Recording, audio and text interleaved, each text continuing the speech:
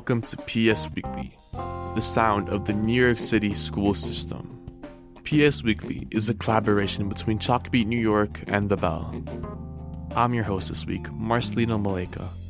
I'm a junior at Francis Lewis High School in Queens.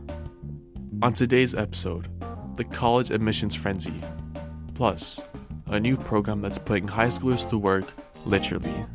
But first, a Chalkbeat news bulletin.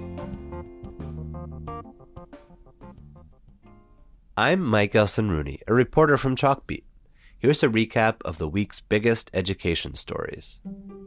On May 8th, New York City Schools Chancellor David Banks will testify at a U.S. House hearing on anti-Semitism. The committee overseeing the hearing is the same one that conducted the high-profile hearings last year with the presidents of Harvard, Penn, and MIT. Some school communities are pushing back on a mandated reading curriculum for elementary schools set to expand citywide next school year. They're worried that the changes threaten the things that make their schools unique, like teacher-centered lessons. Meanwhile, the city is gearing up to overhaul curriculums for other grades and subjects. And New York City teens have launched a Youth Civic Hub. The new online portal aims to increase youth civic engagement and electoral participation. The platform is led by the nonprofit YVote and includes voter registration tools, internship opportunities, and more. You can find it at youthcivichub.org. To stay up to date on local education news throughout the week, go to chalkbeat.org/newsletters and sign up for the New York Daily Roundup. This spring, seniors have been anxiously awaiting letters in their mail or email. Letters that will shape the next 4 years of their lives and beyond. Okay, I just rolled out of bed. I'm about to check my decision. I'm shaking so much. And I'm gonna be checking my Columbia decision. I don't know if I'll get in, but it'll be fine. This annual spring ritual is characterized by stress, and this year is even more stressful than usual. This is the time of the year when many high school seniors choose their college, but millions are in limbo, still waiting to hear how much financial aid they can expect. A landmark ruling from a deeply divided Supreme Court, striking down affirmative action. Yale University tonight is the latest school reversing course, now requiring standardized test scores for college admissions. The changes and challenges in college admissions have led to an especially stressful spring for many high school seniors. We're also seeing new ways that the school system is trying to connect students to careers, sometimes instead of college. We're going to create career pathways where every young person that goes through our schools is going to be guaranteed that they're going to have the skills to go to college, to get a good job. Chancellor David Banks has been steering the school system to focus more and more on introducing students to the workforce, well before graduation. So with all of these changes in college admissions and a school system that's talking more about careers than college, we wanted to know, how are high schoolers dealing with the age-old question? What's next? Today, you'll hear from two seniors. One who's putting the earn and learn through a new career-focused program, and another who took the college application game to a new level. With our first story, here's PS Weekly producer, Christian Rojas Linares. Good morning. It is currently 7:17 a.m. I am picking out my outfits of the day and decided to go with my favorite gray flared pants. This is Heidy Torres, a high school junior at the Brooklyn Academy of Global Finance. I would get to school, go through daily school routine, my classes, and I would leave at 12:10 on the dot, and then I would take the train. And from there, I would get to Bloomberg around 1 o'clock. Bloomberg, the global financial and media giant headquartered in Midtown Manhattan. Hello, it is currently 1:24. I am with my fellow apprentice, Kayla. Hi, guys. We are going to start work at exactly 1:30, which we will be taking on tickets and working with their issues. 4 afternoons a week, Heidy switches outfits from student to employee and works on Bloomberg's internal help desk. Here's how she explains her job. I am in charge of basically troubleshooting issues that employees have virtually. I don't show up to their desk. I don't troubleshoot myself, but virtually you would help with like installs for that employee, or you would help them with like, oh, my PC isn't working, and you would like transfer that ticket to somebody who would actually go over there and help them with that issue. I ask her the important question. How much does she get paid? Currently, I get paid $17 an hour. So, you're probably wondering, how is a high school student working at Bloomberg?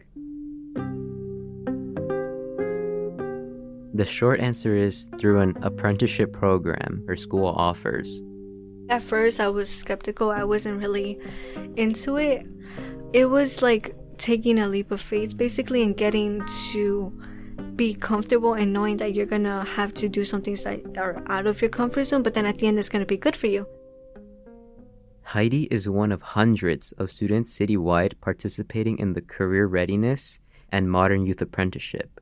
It's run by a nonprofit organization called CareerWise New York that partners with dozens of New York City public schools. CareerWise was founded in 2019 based off of an organization called CareerWise Colorado. This is Noel Parrish, Vice President of K-12 Partnerships at CareerWise. We wanted to get this started in New York because I personally had students who I know could be successful and wanted to be successful, but who also just wanted a job right out of high school. Sometimes they wanted to do some college, sometimes they just wanted to work a little bit and then go back to college, and there really weren't many options. So we started CareerWise with the goal of just creating an options multiplier for young people where they could take multiple pathways to a successful career. What are the main misconceptions people have about apprenticeships? I think a big one is often the apprenticeship is confused with an internship. So the apprenticeship has required instruction that you have to do. It has on-the-job training that has to be delivered by a mentor. It has a certification that you have to earn at the end of the apprenticeship, and then students can often get college credit for it. There are also paid opportunities. You're part of the company. You're a real employee. And so you're able to say, you know, I have worked at Amazon for 3 years by age 19. So I think that's one of the misconceptions. And there's another big one. It's an alternative to college. Sometimes the apprenticeship can be an alternative to college. It can also be part of your journey in college. And sometimes the two are combined. Like in healthcare, you have to go to college to become a nurse, and so that's part of the pathway. Other occupations, like a project coordinator, that doesn't require a college degree, and so you can do that with just apprentice training. There's also certifications you can get, especially in the technology field, that allow you to do certain jobs without a degree, and so it creates so many options. CareerWise is a key partner in the NYC school system shift from the previous administration's College for All initiative to a focus on what they call career pathways, kind of like routes to professions that students can explore. Our main ones are in technology, business, finance, and then we launched healthcare last year. And so within each of those pathways are different occupations, which are very specific jobs, things like a junior coder, junior graphic designer. We have a pre-nursing program, a radiology program, project coordinator, marketing, human resources. I think we have about 28 different occupations that students can choose from. How many students are participating in the apprenticeship program? We work with about 70 high schools. 58 of them are part of the Career Readiness and Modern Youth Apprenticeship initiative that the DOE is currently running. There's curriculum for 9th and 10th graders, so we have, thousands of students taking that. But then in terms of apprenticeships, we've had over 650 students participate in a modern youth apprenticeship over the last 5 years. CareerWise has high hopes to expand its apprenticeship program and offer it to other schools on a wait list. That will partially rely on having enough employer partners. The New York City Department of Education has said they want to provide 3,000 apprenticeships over 3 years. It's an ambitious goal, though the program would still reach less than 1% of the city's public high school students. I asked Noelle how CareerWise evaluates success. The outcome that I'm most proud of is that it is truly an options multiplier. So we have a large percentage of young people who do decide to go on to college right after the program. We think that's great. We've had a student who got accepted to, I think it was Yale, and he deferred his start of Yale for a year because he wanted to finish his apprenticeship at Amazon. We've had students who have gotten a job at 19, no college debt, as a coder, making like $109,000 a year. We have students who get hired as project coordinators. That is the successful outcome of the program. So what is Heidy planning on doing after high school? Is she planning on going to college? Yes, I do plan, but it's going to be out of state. I don't want to stay in here. I want to really explore, and I want to see what there is. What do you plan on studying? I plan on studying forensic science. I love anything mysterious, any true crime. But I would say I would go back to Bloomberg if being a forensic scientist doesn't work out, because they have so many other communities that I don't know of yet, and I would love to be more in the production side of it too. Would you recommend the Modern Youth Apprenticeship to someone who is undecided about their future? I would say go for it. But you have to really stay committed to it. Like, it's going to take you a leap of faith. It's going to feel weird because it's new.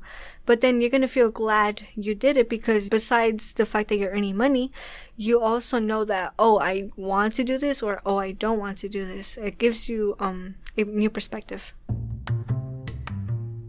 Hello, it is currently 3:30 and I am about to enter my end of the day meeting with my team. This is where we just talk about any tickets that we need help with. So after that, I'm just going to finish up some of the tickets and like saving it for next week. And then that's the end of the day. The theme I heard from both Heidy and Noelle, options. The program is designed to give students more options. A toolbox full of jobs to try out and see if you like. And the goal is that if you do decide to go to college, you'll have a better sense of why. Cooking it up for PS Weekly, I'm Christian Rojas Linares. Thanks, Christian. Next up, producer Tanvir Kaur and I worked together on a story about a high school senior who knows his way around the college application process. After this quick break. We hope you're enjoying listening to PS Weekly as much as we enjoy making it. We spend a lot of time after school planning each episode, setting up and conducting interviews, cutting the tape, writing scripts. It's a long process and totally worth it. But here's the thing. We don't have a bunch of money or millions of followers, so we're counting on you, loyal listener, to help us get the word out. So take a few seconds and send this link, wherever you're listening, to 3 friends, so they too can enjoy PS Weekly. Thanks for your support. I gotta think about this. I always forget what I had for breakfast. Yeah, this morning I had a croissant from my deli, and I went straight to school. A few weeks ago, our host Marcellino spoke with Alex Calafura, a senior at Eastside Community High School in the Lower East Side of Manhattan. We wanted to talk to Alex because he wrote an article for Chalkbeat about how he applied to 23 colleges. So, why did you apply to so many schools? I did it because I'm crazy. But actually, I did it because I really wanted to get the best shot possible at all of these amazing schools, and I'm really passionate about learning, and I believe there's so many different colleges across the country, and I could see myself fitting in at so many of them. But still, 23? Okay, so there's this thing going around the internet for a while now. It's called the shotgunning method. And then there's another strategy, what I'd like to call the shotgun strategy. This is the one where you apply to many schools, right? Like 15 or 20 schools, sometimes even more than You don't really have any insight into what admissions committees of these schools are looking for, so you kind of just shoot your shot at as many schools as possible. You should hope that one specific school has a need for someone with your application. Okay, so I have to admit, I also applied to a lot of schools, 26 of them. I didn't know what shotgunning was, but that's what many seniors are doing. As a first-generation student applying to college, I was anxious. I felt like by getting into a good university, my parents' sacrifices would be worth it. But applying to a lot of schools is not easy. How did Alex keep track of everything? Stay organized, because if you're disorganized, everything's going to fall apart really quickly. For me, I found that staying organized meant making spreadsheets, having documents with my essays, and just having a to-do list and making sure I was on track. Alex had support throughout the application process from his school's counselors. His school offered SAT prep, financial aid seminars, and helped seniors with other tasks. But ultimately, writing the 50 essays came down to him alone, tapping away at his laptop at the Seward Park Public Library, spending hundreds of hours in total. Knocking out one essay after the other, and then somewhere halfway through, you kind of just have this realization that, what if this is all for nothing? Like, what if I'm sitting here writing these essays and nothing comes out of it? So those are tough times, and I think they kind of make you lose motivation a little bit. This is a reality for many seniors. While I was applying, I also wondered, what if it was all for nothing? What if I had spent more time with my family and friends instead of spending days and nights working on college applications? But you can't fall into the rabbit hole of what ifs. A week or so after Marcellino spoke with Alex, he sent me a voice memo. And this was my reaction last night, March 28th at 7 p.m. as I heard back from Yale.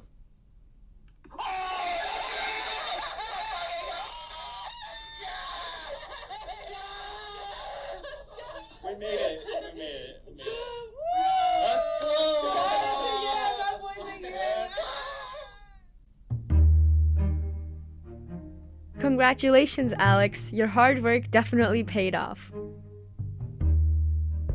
As for me, I'm anxiously waiting for my FAFSA application to be processed. The process has been difficult, but it's important to remind yourself that your self-worth is not determined by acceptances or rejections. Admission officers are looking at papers, not people. They don't know your personality, that you're kind, or that you always brighten a room with your smile. College is not the only journey. It does not define who you are. There are many ways to achieve your definition of success. If you don't believe me, here's Emmy Award-winning audio producer Stephanie Fu in her recent Instagram reel. I really wanted to go to Stanford. That was the plan. And I failed all of my classes and I graduated with a 2.9 GPA. So suffice it to say, I did not go to Stanford. Now I have one of these. You can't see, but Stephanie picks up her Emmy Award. And I also have this, which is a New York Times bestselling book. And I have worked at places like This American Life, and I've written for like the New York Times, and nobody ever really cared where I went to school.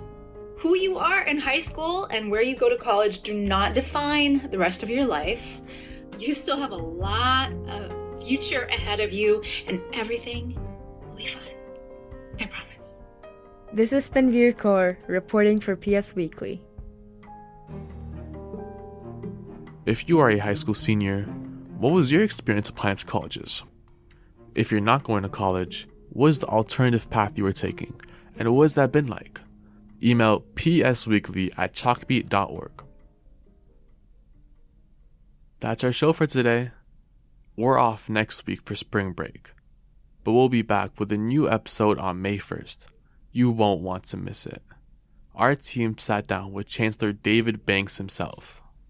What is a fun fact that most people don't know about Chancellor Banks? I would say, watch this. I've never said this to anybody. Until then, class dismissed! PS Weekly is a collaboration between The Bell and Chalkbeat, made possible by generous support from the Pinkerton Foundation, the Summerfield Foundation, FJC, and Hindenburg Systems. This episode was hosted by me, Marcellino Melika. Producers for this episode were Christian Rojas Linares and Tanvir Kaur, with reporting help from Chalkbeat reporter Alex Zimmerman. Our marketing lead this week was Salma Baksh. Our executive producer for this show is Joanne DeLuna. Executive editors are Amy Zimmer and Taylor McGraw. Additional production and reporting support was provided by Sabrina Duquesne, Mira Gordon, and our friends at Chalkbeat. Special thanks to our interns Miriam Galicia and McKenna Turner. And also, thanks to our amazing team of volunteer mentors. Music from Blue Dot Sessions. And the jingle you heard at the beginning of this episode was created by the one and only Erica Wong. Thanks for tuning in.